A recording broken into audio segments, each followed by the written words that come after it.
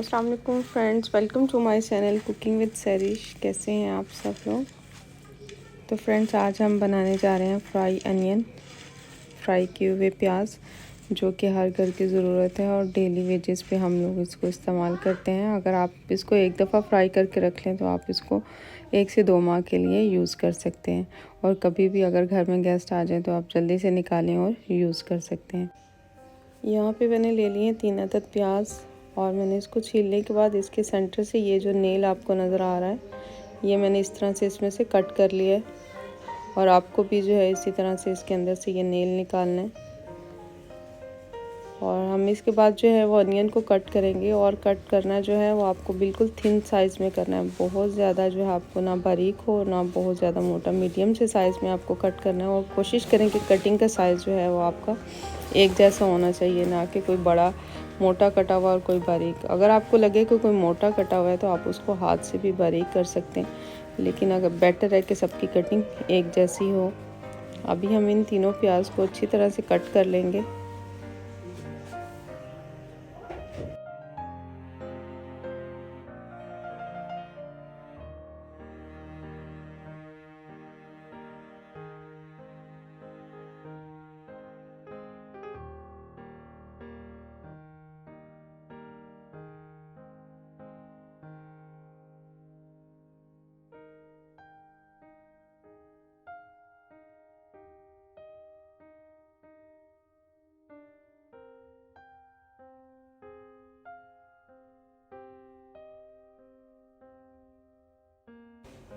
और अब ये देखिए हमारे सारे प्याज कट हो चुके हैं, और अभी हम इसको हाथ की मदद से अच्छी तरह से रब करेंगे। रब करने से ये है कि ये जो सारे प्याज जो हैं वो सेपरेट हो जाएंगे, मिनके वो एक एक आपको नज़र आना शुरू हो जाएगा।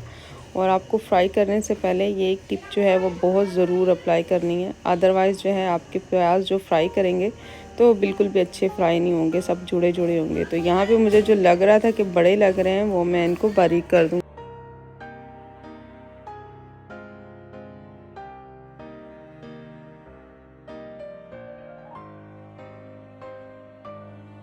और यहाँ पे मैंने ले लिए 1 अदद कढ़ाई, और इसके अंदर मैं डालूँगी ऑयल। और कोशिश करें कि जब आप अनियन को फ्राई करें तो बर्तन आपका जो है वो खुला होना चाहिए।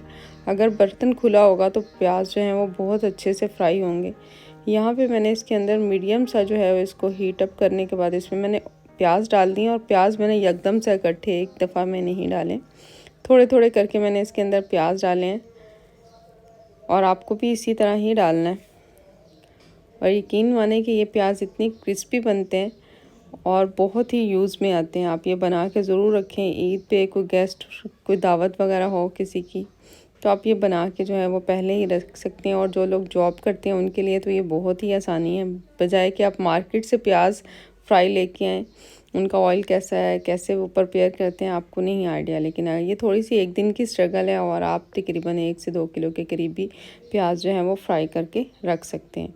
यहाँ पे हम जो है साथ साथ इसको जो है वो हिलाते जाएंगे, ताकि प्याज जो है वो कॉर्नर के साथ लग के अपना कलर डार्क ना कर लें। आपको ये नहीं है कि एक दफ़ा रख के आपको भूल जाना है, आपको ऑन ऑफ उसके अंदर चम्मच लगाना है, ताकि सारे अनियन के ऊपर इक्वल जो है वो कलर आ सके। और ये देखिए आप, इसका कलर चेंज होना शुरू हो गया है। और यहाँ पे जो आंच रखी हुई है वो मैंने मीडियम रखी हुई है, मैंने हाई फ्लेम पे इसको कुक नहीं कर रही, मैं इसको फ्राई मीडियम हीट पे फ्राई कर रही हूँ। और ये देखिए इसका कलर जो है वो काफ़ी हद तक चेंज होना शुरू हो गया है, लेकिन आपको बीच में लग रहा होगा कि कुछ जो है वो आपको वाइट भी नज़र आ रहे हैं। लेकिन जैसे कि आप इसको जो है वो मिक्सअप करते जाएंगे, वो भी जो है वो अपना कलर चेंज कर लेंगे। बस आपको एहतियात ये करनी है कि आपके प्याज जो हैं वो कहीं से बर्न ना हो, और आपको कलर भी बहुत ज़्यादा डार्क नहीं देना अपने प्याज़ों को। तो ये इसको मिक्सअप करने का पर्पज़ सिर्फ यही है। और इसकी एक ये ख़ासियत है कि जब आपको लगता है कि ये प्याज़ों का कलर लास्ट जो मैं अभी दिखा रही हूँ ये कलर है, लेकिन इसको निकालने के बाद तक जो है ये अपना कलर चेंज करते रहते हैं। अभी मैं इसको निकालूंगी स्ट्रेनर के अंदर, ताकि जो है वो सारा ऑयल इसके अंदर निकल आए, और इसको अच्छी तरह से प्रेस करूँगी। और आप चाहे स्ट्रेनर में डाल के आप हाफ आवर तक रख भी सकते हैं, और चाहे तो गरम गरम जो है किसी खुले बर्तन में फैला भी सकते हैं, ताकि जैसे ही इसके अंदर से एयर क्रॉस करेगी तो ये क्रिस्पी होना शुरू हो जाएंगे। ये देखिए मैंने अच्छी तरह से इसको दबा लिया और जितना एक्स्ट्रा ऑयल था वो निकल चुका है।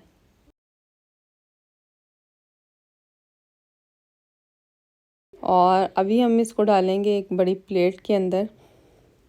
और अभी आपको लग रहा है कि ये बहुत सॉफ्ट है और जो है वो क्रिस्पी भी नहीं लग रहे क्योंकि अभी गर्म है। जैसे ही हम इसको 10 से 15 मिनट के लिए एयर में ऐसे फैला के रखेंगे तो उसके बाद आप देखें कि कितने क्रिस्पी बन जाते हैं और कलर भी देखें कितना परफेक्ट आया है। और अगर आप इससे लाइट रखना चाहते हैं तो वो भी रख सकते हैं, लेकिन जहाँ पे ये क्रिस्पी होते हैं वो यही शेड ही इसकी आती है। और ये देखिए आपको साउंड से भी लग रहा होगा ये कितने क्रिस्पी हैं। तो आप जो है ये बहुत इजीली घर में जो है वो क्रिस्पी फ्राई बना सकते हैं। तो होप सो जो आपको वीडियो अच्छी लगेगी। अगर अच्छी लगी तो please like share and comment ज़रूर कीजिएगा और दुआओं में याद रखिएगा। अल्लाह हाफिज़।